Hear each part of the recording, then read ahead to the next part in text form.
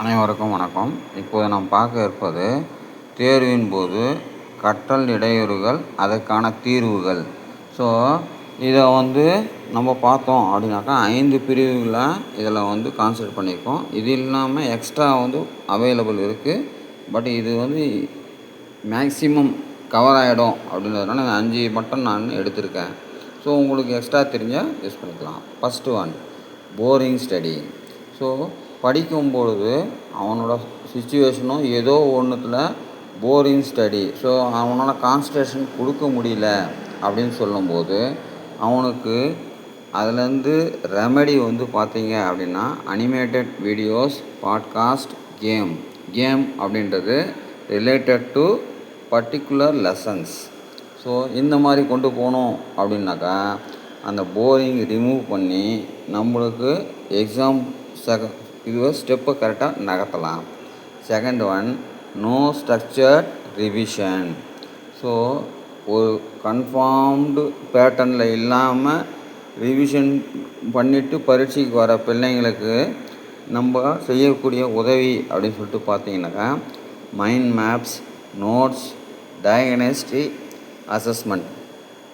So இந்த 3 நம்மளுக்கு recall பண்ணுறதுக்கு சப்போர்ட்டிவாக இருக்கும். இதில் ஸ்லோ லேர்னர்ஸில் ஆரம்பித்து மீத்திரு மாணவர்கள் வரைக்கும் நம்ம என்னென்ன பாசிபிலிட்டிஸோ அதை பயன்படுத்திக்கலாம். அடுத்த வீக் எக்ஸாம் பெர்ஃபார்மன்ஸ். சில பிள்ளைங்க பார்த்தீங்க அப்படின்னாக்கா படிக்கிறது கரெக்டாக பண்ணுவாங்க, ஆனால் எக்ஸாம் அப்படின்னாக்கா அதில் பெர்ஃபார்மன்ஸை புவராக பண்ணுவாங்க. ஸோ அந்த பிள்ளைங்க நல்லா படித்தாலும் அவங்கள first previous year question papers அதில் கான்சன்ட்ரேட் பண்ணி ஸ்டடி பண்ண வைக்கணும். அதுலேயும் கூட அடிஷ்னலாக competency based questions, previous year question பேப்பர்ஸ்லேயே காம்படன்சி பேஸ்டு கொஷின்ஸ்.